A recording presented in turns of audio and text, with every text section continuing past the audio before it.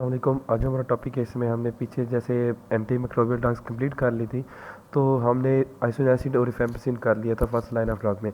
तो second line of drug में हमारे पास एथम्ब्यूटोल, पायराजीनामाइड हमारे पास रहता है और स्ट्रेप्टोमाइसिन रहता है। ठीक है, अब इन ड्रग को एक एक करके देख लेते हैं। मेरा थोड़ा सा गला ख़राब है, तो आवाज़ इंशाल्लाह आपको लग रहा है ठीक है समझ। एथम्ब्यूटोल की बात करें तो एथम्ब्यूटोल हमारे पास सबसे पहले बात करने की है, हमारे पास क्या है, बैक्टीरियोस्टेटिक है। क्या है? बैक्टीरियोस्टेटिक है। ये बात होगी। मैकेनिज्म ऑफ एक्शन की बात करें तो इसके मैकेनिज्म ऑफ एक्शन में हमने याद रखना है कि ये हमारे पास एक एंजाइम होता है, एरिबिनोसाइल ट्रांसफरेज, उसको इनिबिट कर रही होती है। किसको इनिबिट कर रही होती है? एरी एरे एरेबिनोसाइल एरेबिनोसाइल एरिबिनोसाइल ट्रांसफरेज। कौन सा? एरिबिनोसाइल ट्रांसफरेज एंजाइम होता है, उसको क्या कर रही होती है? इनिबिट कर रही होती है ये ड्रग। लेकिन ये रिबिनोसाइल ट्रांसफरेज बनता कैसे? ये हमारा बनता है, एक जीन होती है जिसका नाम होता है एम्ब कैप। क्या नाम होता है? एम्ब कैब। एम्ब कैब एक जीन होती है जो कि इस एंजाइम को बनाती है, रेबिनोसाइल ट्रांसफरेज। तो ये एंजाइम क्या है? ये हमारे पैथोम्यूटेल क्या करते हैं? इसको आके इधर इनिबिट कर देता है। ठीक है, ये मैंने जीन क्यों बताई? ये जीन इंपॉर्टेंट है क्योंकि हमारे पास ये जो रेजिस्टेंस होती है ये इसी जीन की म्यूटेशन की वजह से होता है। अगर म्यूटेशन हो जाती है इस जीन की तो हमारे पास क्या हो जाता है? रेजिस्टेंस हो जाती है। अच्छा, रिबिनोसाइल ट्रांसफरेज के जब ये इनिबिशन होती है तो होता क्या है? असल में रिबिनोसाइल ट्रांसफरेज जो है ना, ये पॉलीमराइजेशन रिएक्शन कर होता है। और पॉलीमराइजेशन रिएक्शन ये एक चीज़ होती है, एरिबिनोग्लैक्टेट। क्या नाम है? एरिबिनो सॉरी, इसका नाम है एरिबिनो गैलाटेन। क्या नाम है? एरिबाइनो कह सकते हो, गैलाटेन। एल्बिनो गैलाटेन एक होता है स्ट्रक्चरल कंपाउंड जिसको क्या कर रहा होता है? एल्बिनो गैलाटेन को क्या कर रहा होता है? ऐड कर होता है किस में? सेल वॉल में।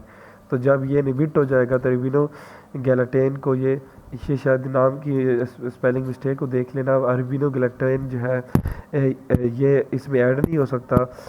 सॉरी, इसका नाम है एल्बिनो ग्लैक्टेन। मैं कह रहा हूँ इसका पता नहीं सही प्रोनाउंसिएशन नहीं हो रही। एबिनोग्लैक्टेन इसका नाम है। एबिनोसाइल ट्रांसफरेज एबिनोग्लैक्टेन को क्या कर रहे थे? ऐड कर रहे थे किस चीज़ में? सेल वाल में। तो जब ये इनिबिट हो जाएगा तो ये सेल वाल में ऐड नहीं होगी, तो सेल वाल क्या होगी? उसकी सेंसिस नहीं होगी, तो ये सेल वाल सेंसिस इनिबिटर है। ठीक है, और ये बैक्टीरियोस्टेटिक है।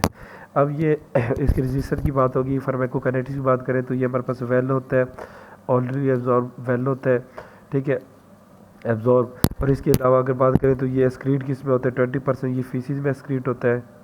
20% फीसिस में एक्सक्रीट होता है एंड 80% किस में एक्सक्रीट होता है? 80% यूरिन में एक्सक्रीट होता है। और ये आपने याद रखना है, ये अनचेंज मोस्टली क्या होता है? Unchange form. ये इसी तरह बगैर मेटाबोलाइज मोस्टली थोड़ी सी बिल्कुल जो है वो जो है मेटाबोलाइज होते हैं, मोस्टली अनचेंज ये एक्सक्रीट हो जाता है। ठीक है, ब्लड ब्रेन बैरियर को बात करें तो ये क्रॉस कर सकते हैं ब्लड ब्रेन बैरियर को, लेकिन कब? जब इन्फ्लेमेशन होती है। ठीक है, इन्फ्लेमेशन के बाद ब्लड ब्रेन बैरियर को क्या कर सकते हैं? क्रॉस कर सकते हैं। इसके अलावा ये हमारे पास स्टोर हो सकता है। स्टोर कहाँ पे हो सकता है? आरबीसी में। ये बहुत इंपॉर्टेंट आप इसका पॉइंट है। ठीक है, आरबीसी में क्या हो सकता है? स्टोर हो सकता है। इसके बारे में आगे मैं आपको बताऊंगा। यूजेस की बात करें तो ये हमारे पास क्या होती है? ये कम्बिनेशन फॉर्म में यूज़ होता है, कॉम्बो में। रिफेम्पसिन या फिर हमारे पास आइसोनियाजिड के साथ, ये जो पीछे हमने दो पढ़े, रिफेम्पसिन और आइसोनियाजिड के साथ ये कम्बिनेशन में यूज़ होता है। किसके लिए? टीबी के लिए। हमें पता है इसकी ये हमारे पास टीबी में यूज़ होता है। इसके अलावा हमारे पास टीबी मेनिंजाइटिस में भी ये यूज़ होता है। एडवांस इफेक्ट इसके इंपॉर्टेंट है, एमसीक्यूज़ में एडवांस इफेक्ट लाजमी पूछते हैं इसके। तो ये एडवांस इफेक्ट ई से एथम्ब्यूटोल और ई से आई रिलेटेड एडवांस इफेक्ट आएंगे। अब इसमें क्या होता है? इसमें या तो विजुअल क्या हो सकती है? विजुअल एक्टिविटी जो होती है वो डिक्रीज़ हो सकती है, विजुअल एक्टिविटी डिक्रीज़ होती है। या फिर क्या हो सकता है? रेड और ग्रीन कलर जो है उसकी क्या हो सकती है? उसकी ब्लाइंडनेस हो सकती है। Red and green colour blindness हो सकती है, या फिर विजुअल एक्टिविटी डिक्रीज़ हो सकती है।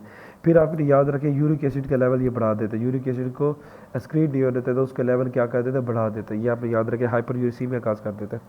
अच्छा, फिर हमारे पास नेक्स्ट ड्रग आती है, ये बिल्कुल आसान थी। ये आपने ई कैप और ये एंजाइम याद करना और मेन इसका ये आई वाला पॉइंट याद करना। ठीक है, पायरिजीनामाइड में आपने याद रखना ये भी बैक्टीरियोस्टेटिक है। बैक्टीरियो क्या है? स्टेटिक है, साइडल नहीं है।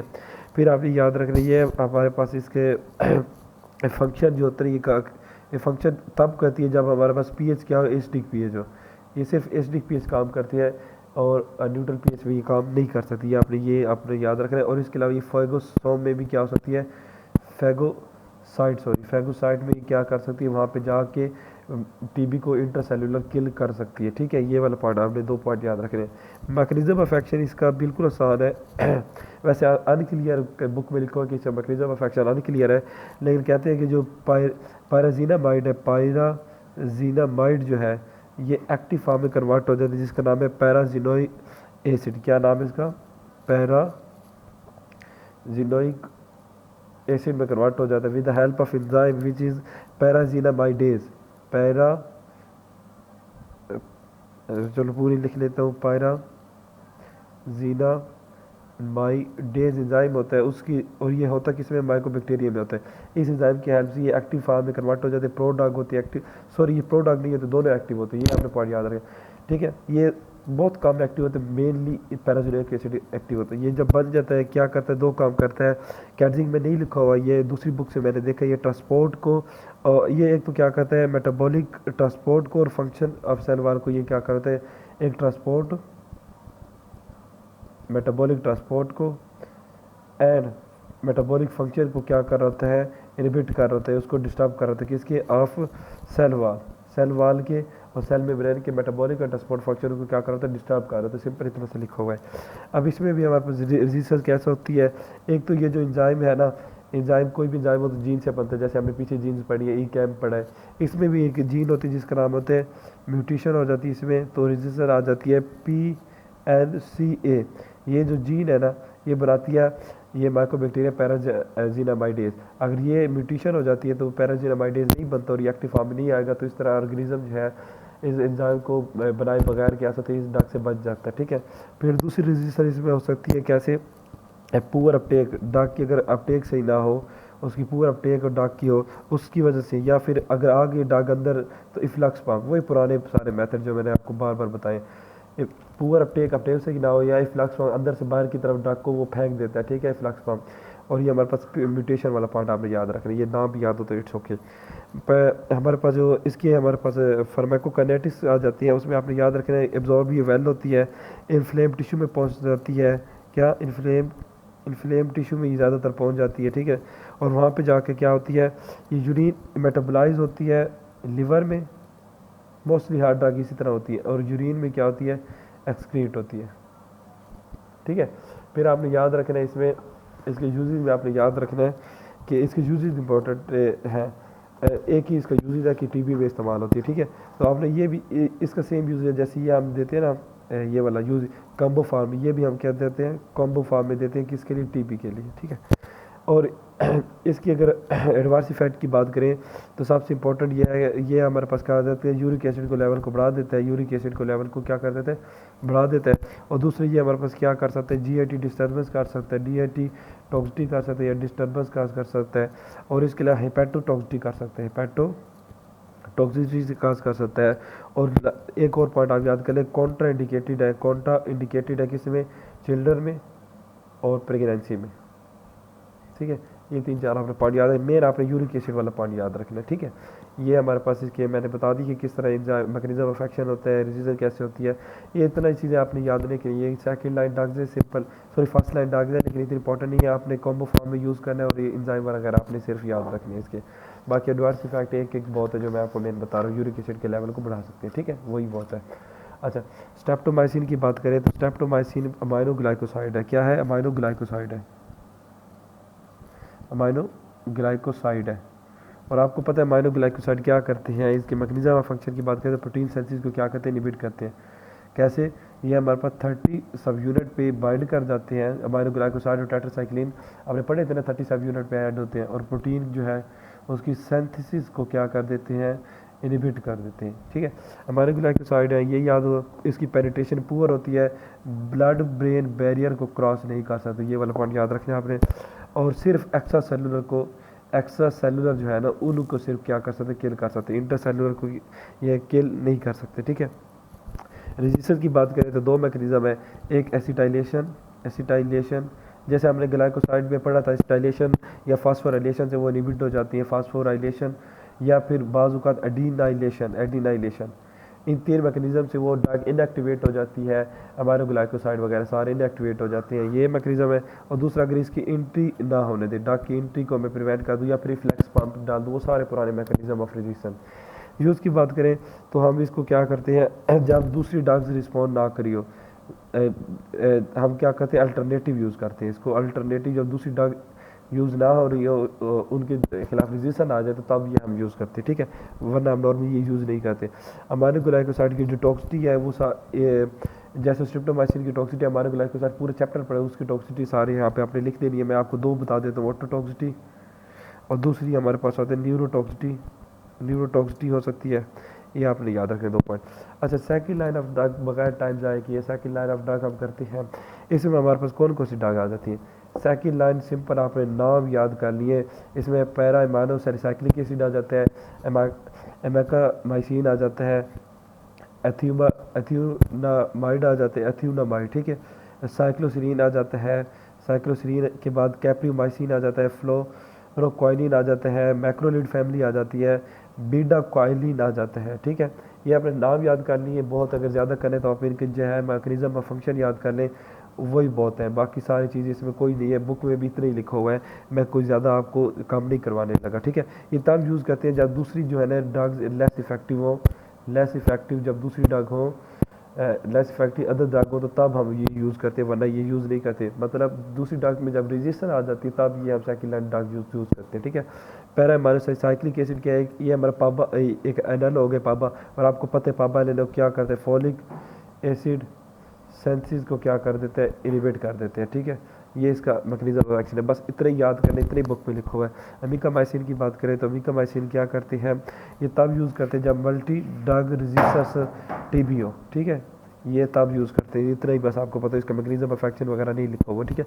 एथियोनामाइड के बारे में बात करें तो इसका मैकेनिज्म ऑफ एक्शन ऐसी है जैसे आइसोनियाजिड का था, और आइसोनियाजिड का आपको पता नहीं क्या था, सबसे पहले जो मैंने बताया था, आइसोनियाजिड क्या कहते हैं, माइकोलिक एसिड की सेंसिस को इनिबिट करते हैं, ठीक है। तो ये माइकोलिक एसिड की सेंसिस नहीं होने देगा, जो कि सेल वाल को कंपोनेंट है। साइक्लोसिलीन की बात करें तो ये क्या करती थी, डी एलानीन को क्या कर देती है, डिसरप्ट कर देती है, डिसरप्ट। आपको पता है डी एलानीन जो है वो किधर होता है, सेल वाल में होता है, तो ये सेल वाल का जो इसके अंदर डी एलानीन को नहीं जाने देगा, तो जिस सेल वाल की पूरी सेंसिस अच्छी तरीके से नहीं हो सकेगी, ठीक है। तो ये इसका मैकेनिज्म ऑफ एक्शन ये इंपॉर्टेंट है, ठीक है। एक और मैं आपको बताऊंगा इसको, कैप्रियोमाइसिन, ये भी इंपॉर्टेंट है। कैप्रियोमाइसिन क्या करते हैं, ये हमारे पास पेप्टाइड सिंथेज को, प्रोटीन को इनिबिट कर देता है। इसको छोड़े, इसका ये मैकेनिज्म ऑफ एक्शन नहीं करना, इनके दोनों नाम आपको आने चाहिए इन दोनों के, ठीक है। अच्छा, ये भी हमारे पास तब हम यूज़ करते हैं जब मल्टी ड्रग रेजिस्टेंस होना टीबी, उसमें हम ये एमिकामाइसिन और कैप्रियोमाइसिन तब यूज़ करते हैं, माइसिन फैमिली, ठीक है। अच्छा, जो फ्लोरोक्वाइनिन है ना, फ्लोरोक्वाइनिन आपने पढ़ा था, फ्लोक्सासिन फैमिली आ जाती सारी, ठीक है, फ्लोक्सासिन फैमिली आ जाती, बट इतना आपको ये पता हो कि ये भी हम सेकंड लाइन ऑफ ड्रग में यूज़ करते हैं, बाकी इसके बुक में भी नहीं लिखा हो ना मैं बताने लगा हूँ, ठीक है। बेडिक्वालिन, एक ये इंपॉर्टेंट है हमारे पास, साइक्लोसिरीन और एक बेडिक्वालिन, ये हमारे पास 2 ड्रग आपने याद रखनी है। ये क्या करती थी, इसके एक तो ये क्या करती थी, क्यूटी प्रोलॉन्ग कर देती, इसका क्या है, क्यूटी प्रोलॉन्ग, इसका एडवर्स इफेक्ट है, ये आपको पता होना चाहिए, adverse effect. Mechanism of action की बात करें, मैकेनिज्म ऑफ एक्शन की, तो ये क्या करते थे, एटीपी सिंथेज जो है ना एंजाइम, उसको क्या कर देते हैं, इनिबिट कर देते। तो एटीपी नहीं बनेगा तो मैकेनिज्म क्या करेगा, अपनी एनर्जी नहीं लेगा और किल हो जाएगा, ठीक है। मैक्रोलिड होते हैं, मैक्रोलिड आपको पता है क्लिथ्रोमाइसिन, एरिथ्रोमाइसिन फैमिली सारी आ जाती है, वो भी हम यूज़ कर सकते हैं। तो आपने बेडिक्वालिन याद करना है, साइक्लोसिरीन बस याद करना है, ठीक है, और ये पैरामाइसिन, ये 3 बहुत है। क्यूटी प्रोलॉन्गेशन वाला आपको एमसीक्यूज आ सकता है। फिर हमारे पास माइक्रोबैक्टीरियल लेप्रोसी होता है, जो हमारे पास टीबी काज नहीं करता, ये हमारे पास लेप्रोइड डिजीज़ काज करता है, लेप्रोसी, माइक्रोबैक्टीरियम लेप्रोई। ये हमारे पास क्या होते हैं, इसको ट्रीटमेंट हम कैसे करते हैं, इसमें हम अपने से ट्रीटमेंट पूछते हैं, 2 नंबर की एमसीक्यूज में आ जाता है। एक डेप्सोन यूज़ करते हैं, या हम क्लोफेजीमाइन यूज़ करते हैं, क्या है, फेजीमाइन। डेप्सोन को हम क्लोफेजीमाइन के साथ यूज़ करते हैं या फिर रिफेम्पिसिन के साथ यूज़ करते हैं, ये आपने याद रखना है। मेन जो है वो डेप्सोन है, ठीक है।